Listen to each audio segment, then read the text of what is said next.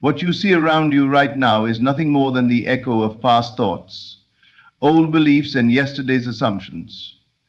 It is a photograph of a moment long gone, a snapshot of a mind you no longer have to live with. The greatest error you can make is to look at this picture and call it truth. The truth is not what is before your eyes.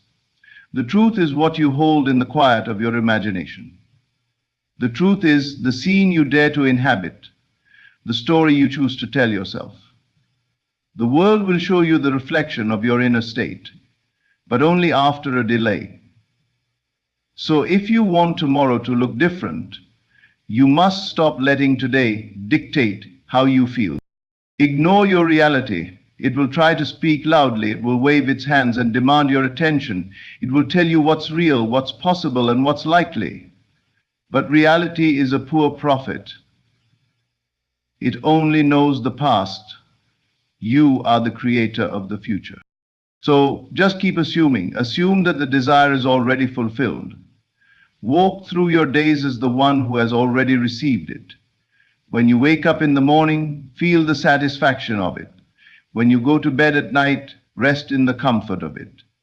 Let your assumption be more real to you than any circumstance. At first, your senses will argue. They will show you a bank account you don't like, a relationship you don't yet have, a body you wish were different. Smile at these things, for they are only the fading remnants of a life you have outgrown. Do not fight them, do not fear them, just ignore them. Then keep living in the end. Keep seeing yourself where you wish to be, not where you are. Keep feeling the joy as if it were already yours. If you persist in this way, the old reality will crumble, and the new one, your chosen one, will rise to take its place. Your only task is to hold to the vision. Everything else is a distraction. Ignore your reality and keep assuming. What stands before you in this moment is not a measure of your worth, your potential, or your destiny. It is simply a reflection of what you once believed, once felt, once assumed about yourself and the world. Every circumstance you see right now is the result of old mental patterns, thoughts that have already done their work. It is the past wearing the costume of the present. And just like the shadow on the ground lags behind the person who casts it, your current reality lags behind your inner state. You must understand, the present conditions are not telling you who you are, but who you were. They are echoes, delayed responses, fragments of an old script you've already outgrown. And if you allow yourself to judge your future based on this shadow, you will chain yourself to a cycle that repeats endlessly. This is why it is so vital to stop reacting to what is and start creating from what will be. Your outer world is always one step behind your inner world. By the time you can see, hear, or touch a thing, it has already been set in motion by an earlier state of mind. This means that whatever displeases you right now is not your enemy. It is simply outdated. Like an old photograph, it no longer represents your living truth. The danger comes when you forget this and begin to emotionally engage with what you dislike. The moment you give it your attention, your fear, or your frustration, you begin planting the seeds to experience more of it.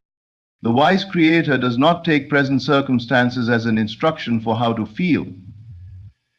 They know that feelings are the blueprint of tomorrow. So they refuse to let the current picture dictate their mood. Instead, they withdraw their focus from the unwanted and place it firmly on the unseen vision they have chosen. They treat the present like a letter that was mailed weeks ago. It has already been written. They know that if they want a different letter tomorrow, they must write something new today. When you understand this, life changes. You no longer panic when something unwanted appears because you know it is already on its way out. You no longer rush to fix the outer because you know the inner has already taken care of it. You stop begging circumstances to change and instead tend to the only thing that truly matters, your state of being. This is the power of detachment from the old. You don't fight it, you don't hate it, you simply recognize that it's not current, not alive, not defining you anymore. You thank it for its message. It is here to show you where you once stood, and then you move on. You live mentally from the place you wish to be, and you hold to it with quiet persistence. In time, the old fades away entirely, and the world catches up to the self you have already become. Then you'll see with your own eyes, reality was never telling you the truth, it was only telling you the past. Everything begins in the unseen. Before any event unfolds, before any change is witnessed, before any dream becomes tangible, it exists in the quiet realm of thought and belief. The invisible always comes first. Your mind is the soil, and every assumption you hold is a seed planted deep within it. Whether you plant seeds of fear or seeds of faith, they will take root. Whether you nurture visions of lack or visions of abundance, they will grow. The world you walk through is nothing more than the harvest of what you have been growing inside. The mistake most people make is to judge life only by what they can see. They forget that what is visible is already the end of a process, not the beginning. The tree is not born when you notice it. It began long ago as a seed beneath the surface. Likewise, the success, the love, the health you desire will not appear out of nowhere. It is born the moment you assume it is already yours, the moment you feel the reality of it in your inner world. This is why you must be intentional with the seeds you plant. Every thought charged with emotion, every assumption you accept as truth, is dropped into the fertile soil of your subconscious, and once it's planted, it grows, whether you notice it or not.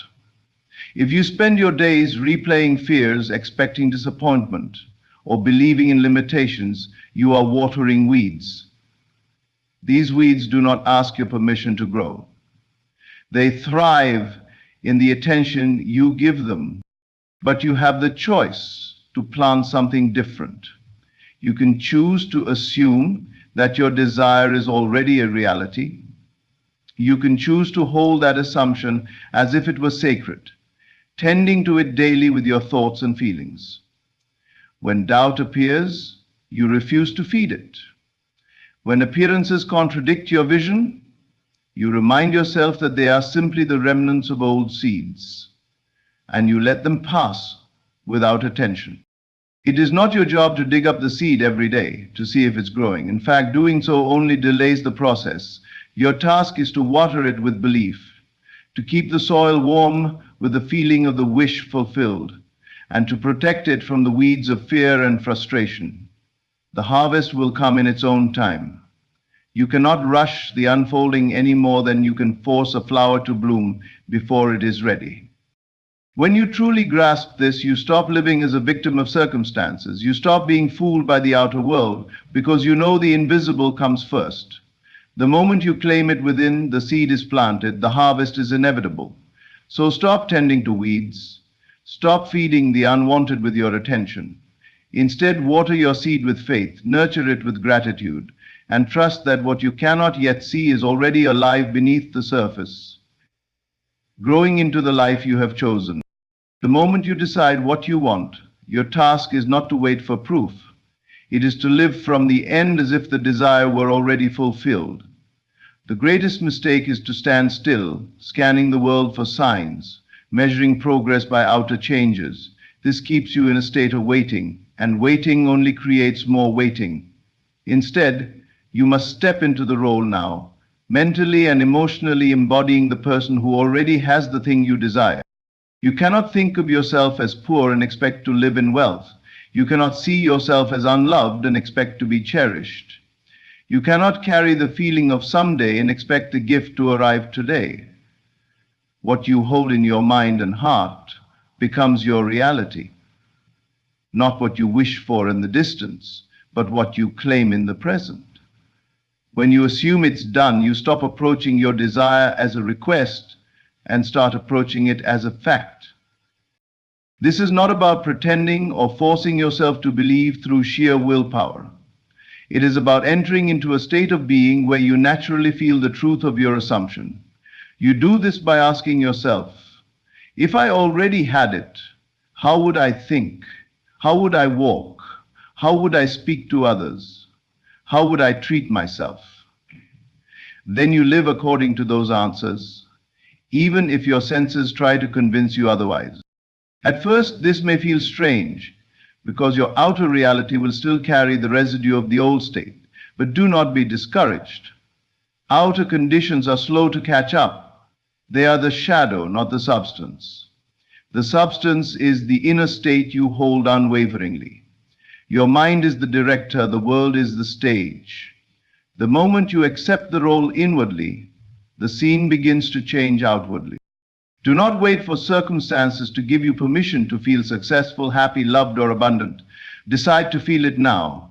When you live from that inner certainty, the world will mirror it back to you in ways you could never predict. Opportunities will arise, people will respond differently, and events will arrange themselves in your favor, not because you forced them, but because you aligned with the version of you who already lives in that reality. The key is persistence. You cannot step into the role for an hour and then return to doubt for the rest of the day. Hold the state as naturally as you hold your own name. Carry it in your posture, your words, and your inner dialogue. If you fall into old patterns, gently return to the feeling of the wish fulfilled. When you assume as if it's done, you collapse the gap between desire and experience. You are no longer someone trying to get there, you are someone who is already there in consciousness, and the world has no choice but to follow. The evidence will appear, but only after you've stopped looking for it and started living from it. There will always be voices, some from others, some from within, that try to tell you what is possible and what is not. They will measure your potential by your current situation, by your past failures, or by their own limited vision. If you allow these voices to dictate your thinking, you will find yourself trapped in the same reality they believe in. The truth is, those outer opinions and visible circumstances are powerless unless you give them power through your attention and acceptance. The outer voice often comes disguised as common sense, practical advice, or just being realistic. But what it is really doing is binding you to the known and the visible, keeping you from stepping into the unseen, where your desire is already alive. If you want to create something new, you must learn to silence these outer voices. You do not silence them by arguing or convincing others to agree with you. You silence them by withdrawing your mental and emotional energy from their words. Your senses, too, will try to persuade you. They will present you with facts, numbers, and images that seem immovable. They will whisper, "Look, nothing has changed. This is your reality." But your senses are reporters of the past, not prophets of the future. They can only confirm what has already been created through your previous states of mind. If what you see and hear contradicts your desire, remind yourself that it is only the fading echo of old beliefs. This is why inner discipline is so important. You must become the guardian of your own mind. When doubt tries to speak, you gently turn your attention back to the vision you've chosen. When fear presents its case, you refuse to sit in its courtroom. When people insist that you are foolish for believing in what they cannot see, you silently bless them and return to your inner knowing. The power to manifest is not found in convincing the world to support your dream. It is found in convincing yourself so completely that the world has no choice but to rearrange itself accordingly. This is why you must not let the noise of others or the evidence of your senses shake your conviction. Every moment you allow yourself to be swayed by the outer world, you water the seeds of doubt. But every moment you hold fast to your chosen assumption, you strengthen the roots of your new reality. There will be times when the silence feels lonely, when it seems easier to agree with the loudest voice or to surrender to the facts. But remember, every great change begins in solitude, in the quiet place where belief is nurtured without interference. So guard that place, protect it. Keep it free from the weeds of doubt and fear. Ignore the doubters. Ignore the circumstances. Ignore even the reports of your own senses if they disagree with your desire. The only voice that matters is the one within you that says, "It is done." To live in the end is to anchor yourself in the state of your wish already fulfilled, making it so real within that it becomes the place you live from, rather than the place you hope to reach. Most people live their lives always moving toward their desires, imagining them as distant goals that will happen someday, if circumstances align. But when you live in the end, you remove the distance. You claim the end result now, in thought and feeling, and you let that state define your decisions, your actions, and your inner dialogue every single day. The key is to make this end state your mental home, not a fleeting daydream you visit occasionally, but a dwelling place you return to in every moment. Just as your physical home surrounds you with familiarity, comfort, and a sense of belonging, your mental home in the end result must give you that same feeling of certainty and stability. You are not wishing for it anymore. You are living it now. Thinking toward the desire keeps it in the future. It says, "I'm not there yet, but one day I will be."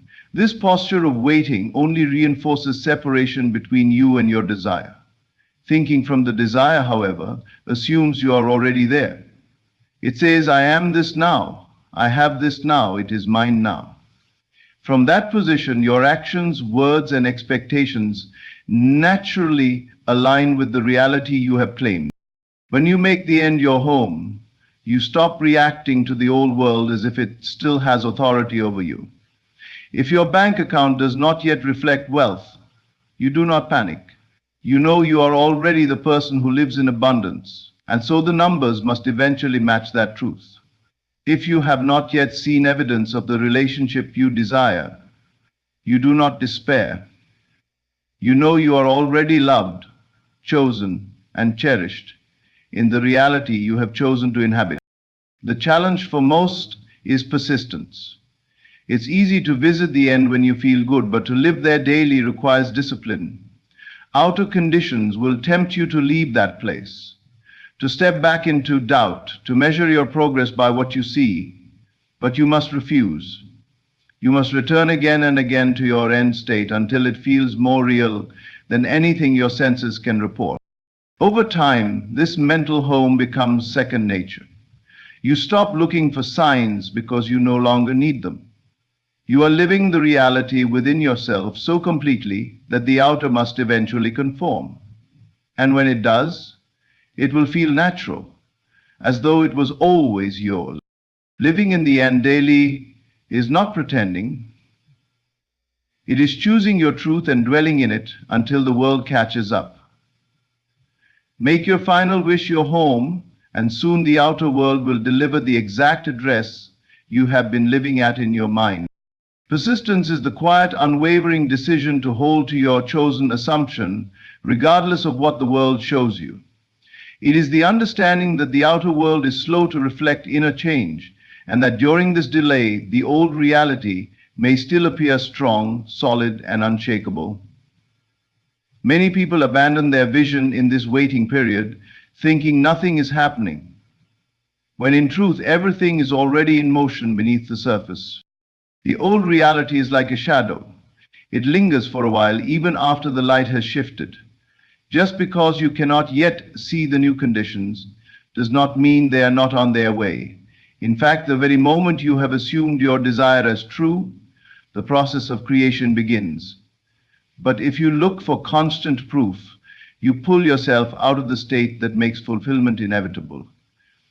Proof is the harvest, assumption is the seed. The seed does not need you to keep digging it up. It needs you to trust it will grow. Persistence means living in your chosen reality even when the evidence screams otherwise. It means refusing to let the temporary appearance of the old state dictate how you feel or what you believe. This is not stubbornness for its own sake. It is loyalty to the vision you have chosen. When the outer contradicts you, you do not argue with it. You simply ignore it and return to the inner world, where the desire is already fulfilled. There will be times when nothing seems to be moving. You may feel like you are standing still while your vision remains far away.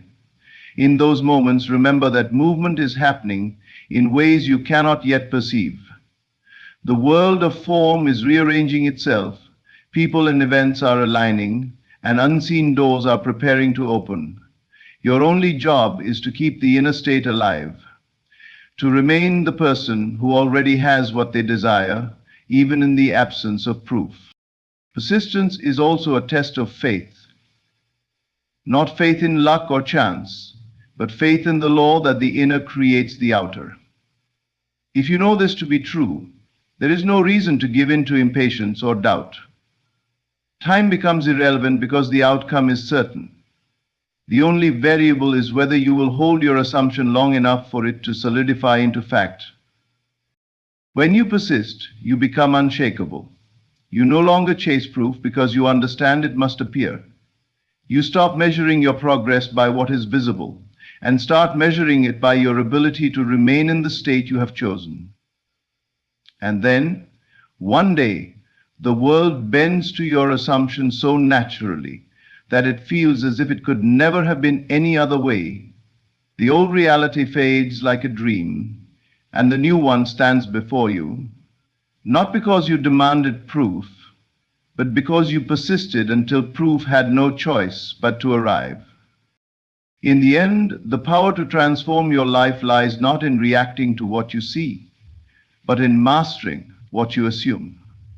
Reality, as it stands today, is nothing more than the echo of past beliefs, a delayed reflection of states you no longer need to accept.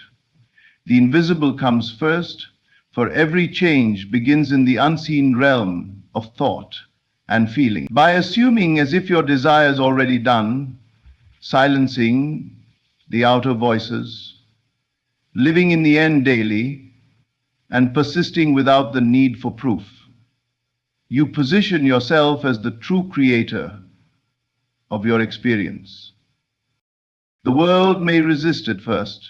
The illusion of the old may seem stubborn, but if you hold your assumption with faith and persistence, reality will bend. It always does. Your role is not to chase, beg, or plead. It is to choose, believe, and remain.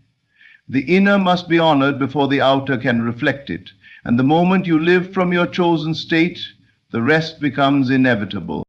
Stay loyal to your vision, ignore what contradicts it, and trust that what you have claimed within is already yours. The world will catch up. Thank you for listening.